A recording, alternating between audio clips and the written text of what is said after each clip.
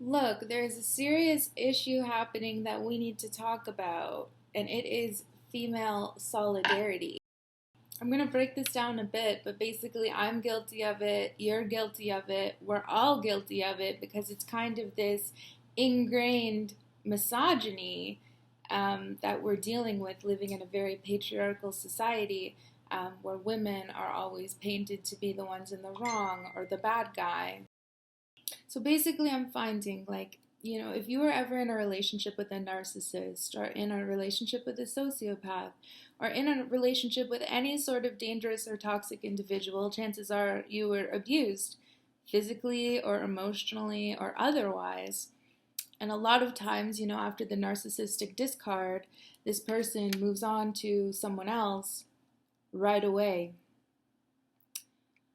So, if you are a considerate and thoughtful person, you'll probably reach out to this person and say, like, oh, I experienced like this level of abuse by a boyfriend or husband or whatever, so just, be careful. And I find a lot of women's reactions to this, and I'm guilty of this in the past before I worked on self reflection and self growth, because I have talked to someone in the past where they had an ex reach out to me and like warn me about them, and I was just like, oh, you're crazy, you told me you're crazy, and I totally dismissed her and didn't listen to her, and I deeply regret that because the same thing inevitably ended up happening to me that happened to her. And this is like really common, where our immediate reaction is to just be like, you're crazy, or like, he told me that his ex was abusive, or he told me his ex was crazy.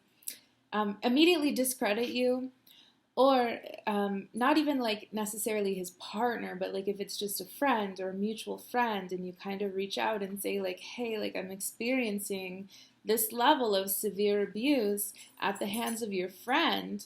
That person usually takes on kind of this like fake sympathetic, like, oh, I'm sorry that happened to you, but then is still like talking to them and liking all their posts and interacting with them on social media and in person. And another very common reaction is like, oh, leave me out of your drama, leave me out of your problems, like those are your relationship problems, leave me out of them. Well, let's stop and like think here for a second and be real with ourselves that domestic abuse kills. It kills, and not only physically, emotional domestic abuse kills. I have seen firsthand suicide or attempted suicide because of emotional domestic abuse.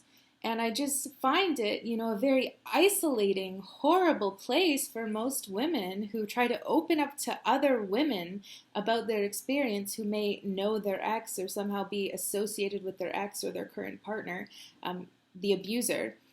It's so isolating for them to try to open up to other women because very extremely rarely do they get support. And that is so concerning and, so upsetting, because if we don't listen to each other and advocate for each other, then how will men ever listen or advocate for us? Like, we have this huge issue, the Me Too movement. We have this huge issue with law enforcement just not taking rape or abuse very seriously. And a lot of this stems from this kind of culture of silencing women and always taking the man's side when he says, oh, my ex was crazy. If a guy has been with upwards of 5 women and they're all crazy, there's a common denominator, right? So just be aware. Use critical thinking skills. If something sounds fishy, it is fishy. Always trust your gut, because a woman's intuition is unlike anything. Women can, the majority of women are just amazing with their intuition. I will say that honestly. And so, I always am on the side of trust your gut. If someone says, "Oh, I had 5 girlfriends and my last 5 girlfriends cheated on me," that's pretty rare. That is pretty rare. And narcissists will do the deflection, right? They'll whatever they did to someone, they will reverse it and tell you the story back to make themselves the victim. So, like, if he says his last 5 girls cheated on him, he probably cheated on his last 5 girls.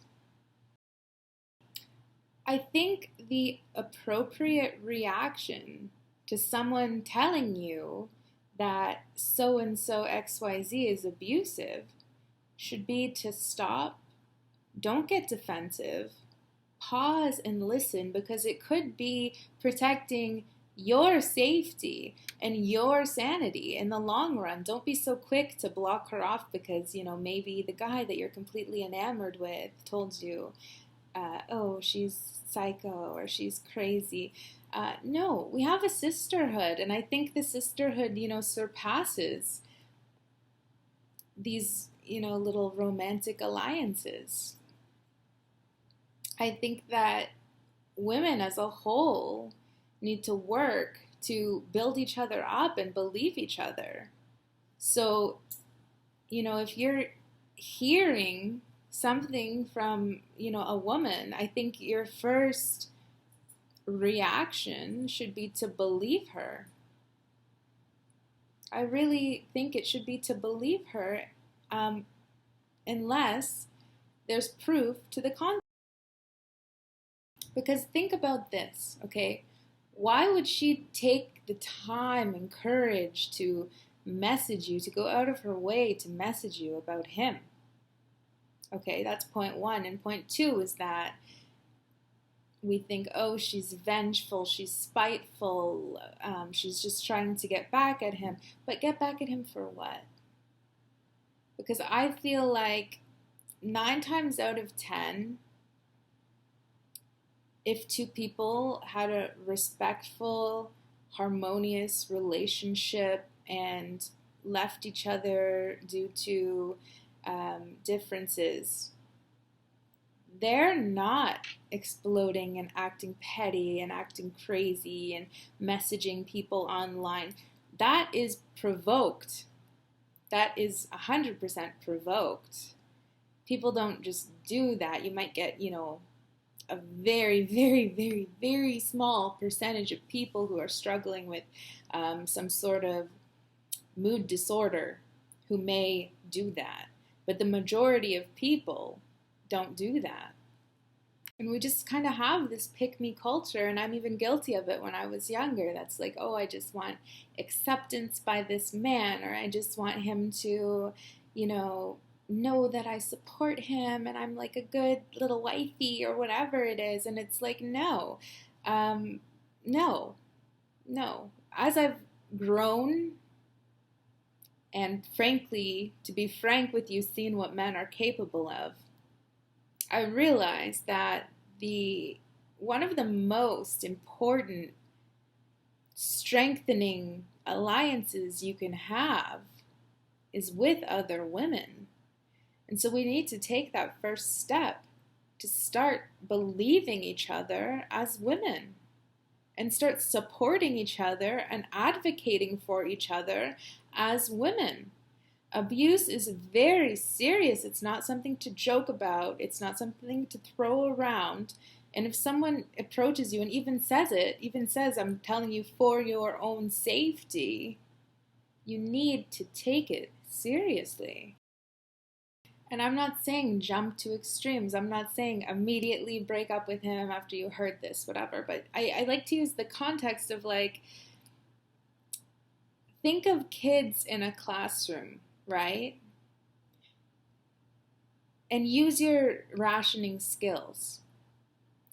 If there is a child who is always very well behaved, who gets along with everyone, and a kid who has shown, jealous tendencies and has shown problematic behavior comes to you and says, Ricky stole my pencil, you might say, well, okay, I'm going to talk to Ricky about it. You would pull Ricky aside and say, hey, did this happen? Did you steal the pencil? Ricky might say no. And at that point, I would like put it to rest. I had the conversation, maybe say it's not okay to steal pencils, and then move on. But if this kid keeps complaining, there's probably an issue. But flip it now to where a child regularly shows aggression and problematic behaviors.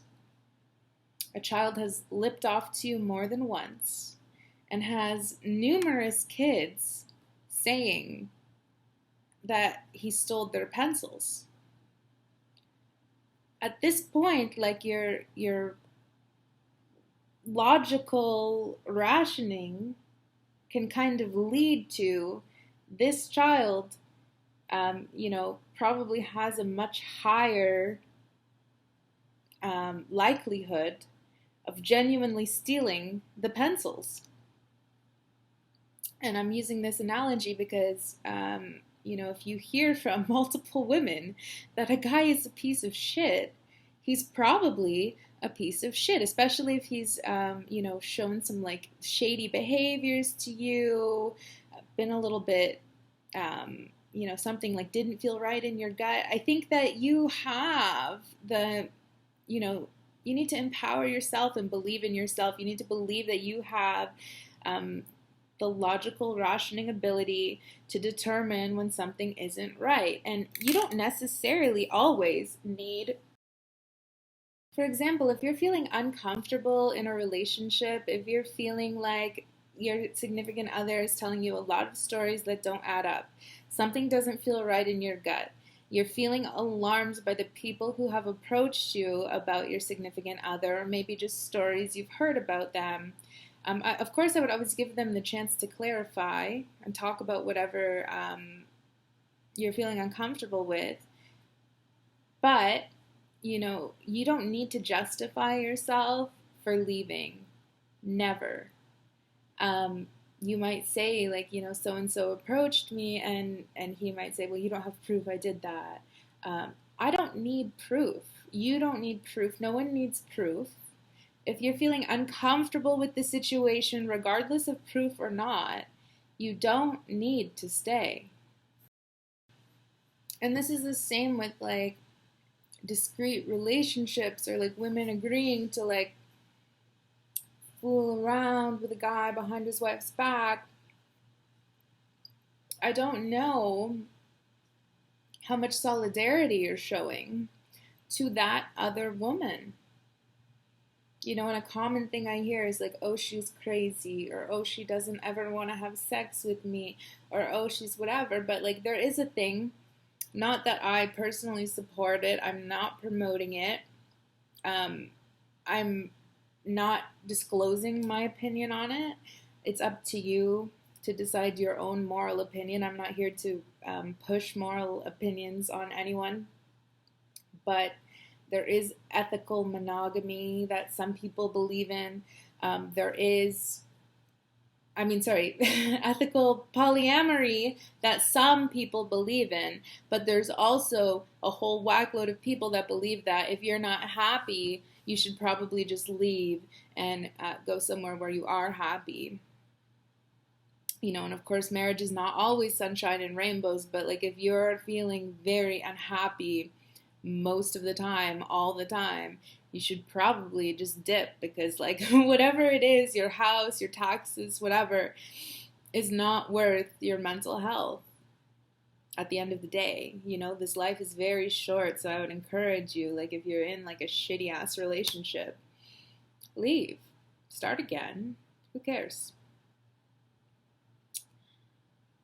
However, like, going back to my point, it's like if they think the solution is to like fool around on their wife and like carelessly expose her to STIs that she may not know she's contracting, And just general like secrecy and snakery behind her back. If you agree to do that with a man behind his wife's back, I don't think you're being a very good ally to women. I think that, especially if you know that if she found out, she would be very hurt, because chances are if she was okay with it, they would have had that conversation and they would have been, open or whatever it is. But if it's a secret, she's not okay with it. And if you're participating in that, you're actively doing an action that you know would hurt another woman. And I don't think that's cool. I think we need to work to like progress past that. I don't think we should be like supporting men in their snakery. I think we should be working to dismantle it together. We should be advocating for us collectively, and not not enabling trash men to do trash things. We have progressed to a point in North America where women have a voice. It is still a quieter voice then, but women have a voice now, and this is something that's not afforded to women in many parts of the world. When I was in Jordan disclosing how my ex abused me to one of his best friend said, how can I know or trust what you're saying, because you're a woman and women lie? So that sheds some light on the complete silencing and lack of a voice that women have in some parts of the world. Thankfully, in this region, when women can at least express themselves. They have the voice and the autonomy enough to generally express themselves.